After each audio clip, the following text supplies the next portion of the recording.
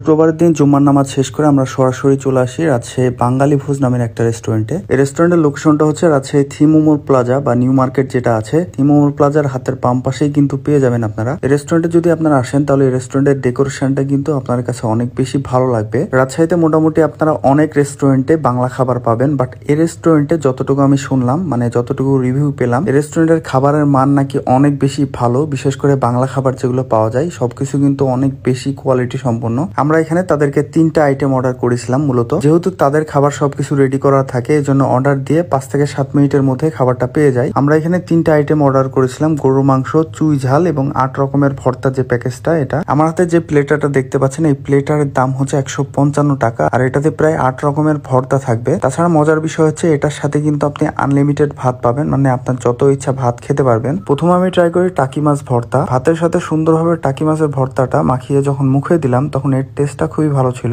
তারপর আমি ট্রাই করি বাদাম ভর্তা। তো বাদাম ভর্তাটা আমার কাছে অনেক বেশি ভালো লেগেছে। এরকম 8টা আইটেম ছিল, সবগুলো আমি ট্রাই করি, তবে আমার কাছে 2-1টা আইটেম বাদ দিয়ে সবগুলো কিন্তু ভালো লেগেছে। আপনারা যদি 155 টাকার এই প্যাকেজটা ট্রাই করেন, যেখানে কিন্তু 8 রকমের ভর্তা থাকবে, সো আপনারা চাইলে একসাথে কিন্তু সব রকম ভর্তার টেস্ট নিতে পারেন।